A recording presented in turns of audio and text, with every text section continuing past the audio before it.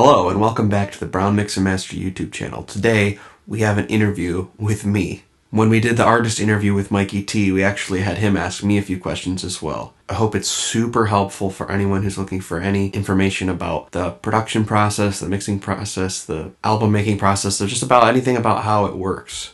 Here it goes. Alright Mikey, so in our previous video, I was asking you questions to try and get some information, maybe for anyone who's listening, who's an artist, wants some insight on how you work, and can maybe apply it to their situation. Now, I want to hear what you got for me. What can I provide to the world? Yeah, for sure. All right, so you're a mixing and mastering engineer, and a lot of people get the opportunity to send their projects over to you so you can put your touches on it and make it sound great and what it needs to be at.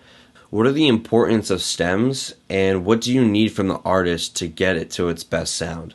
There's a lot there. I'll try and hit this as best I can. So you definitely need stems to do a good mix, whether that be for any genre of music or if you're working with an instrumental. Like, it's ideal to have stems so you can really like bring the most out of the track. You know, what people don't realize sometimes in the vocal world where they're just going over instrumentals is, you know, what we do to a raw vocal, that can also be done to every single element of the mix. You can really bring things to life. So that's one thing I would say for sure. As far as stems in general, I always tell people to try and send them over with their creative footprint on it. And by that, I just mean, like, when you're working on a track in your DAW, if you made some creative decisions with plugins and you have some stuff going on in your tracks, like, I almost welcome that they send me some of the stuff wet, like with printed effects on it, because frankly, like, if they had a creative vision for that, why should I try and recreate it? I could maybe enhance it, but honestly, I'd rather get like what their idea was and have it sent to me that way so that it's not getting lost in translation when they do send it off for mixing. Because I've had that happen before when they send everything completely raw, and then you're just playing backwards game, right? You're like, I'm just trying to make it sound like the reference, and you have to do all this backwards work. I'd rather get their creative vision right up front so that I can just, boom, go off of it and make it sound killer. Gotcha. When you're working on a project with an artist, how many edits do you normally do, and how long do you keep working with the artist throughout the song? That's a good question. So I've been dedicated since I started my own business for mixing and mastering that I will literally work on the track until everyone's happy. Obviously, I guess that can be difficult sometimes. I mean, I've done like 13 versions of a song before. Most of the time it doesn't go that far, honestly. I think psychologically you're better off by saying unlimited revisions because people don't think, oh, I got 3 revisions, I have to use all of them. Typically, sometimes it's honestly 1. That's like pretty cool. Like if it's literally the first one is it. That doesn't happen all the time. Usually like 2 or 3 probably versions. So what I'll usually do is I'll get the track, start working on it. I try not to even send it to them until I feel good about it. So like say I'm having like a funny day, like I'm not feeling creative, like there's nothing wrong with that. Like I can still get things done for their track, but I might come back to it the next day and spend a little more time on it and then send them the first mix because I just want to make sure that they're getting the very best thing and that they're getting my best every time. Usually from there, I just send them the first mix, then they'll give revisions, another mix, revisions maybe, master it, which usually in the mastering stage, what I spend most of my time doing is referencing, and then send it off to them.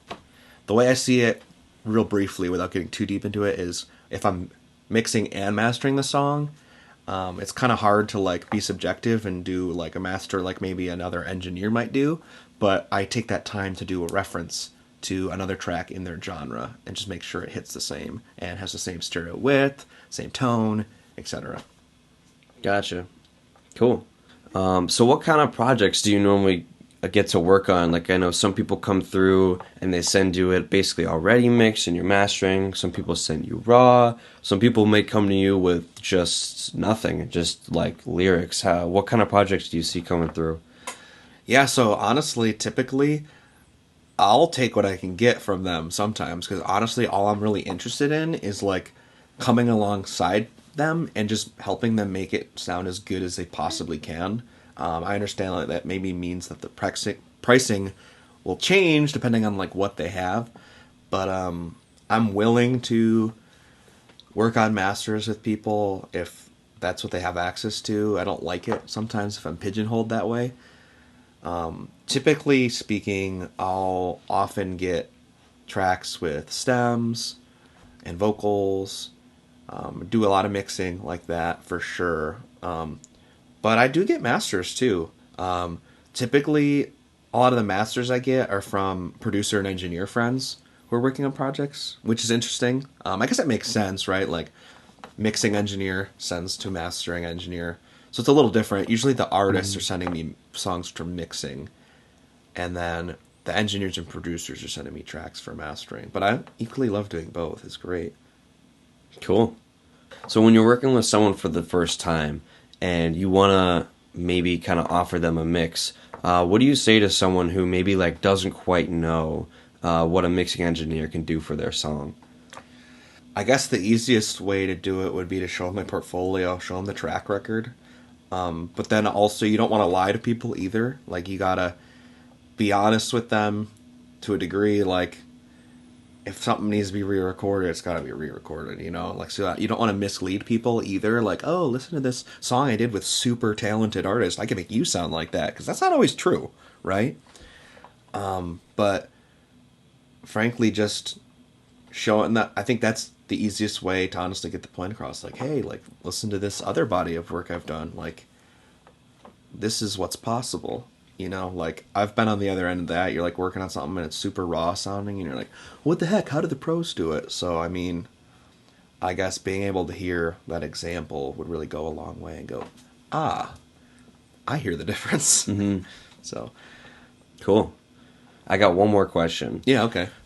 So we know you're mixing and we know you're mastering, but you're also a musician yourself and a producer. You've been working on anything lately that you're excited about?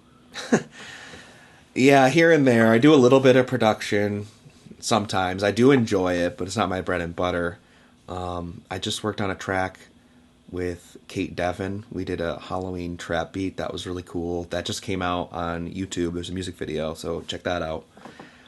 I'm working on some Christmas songs with Gary Carpentier.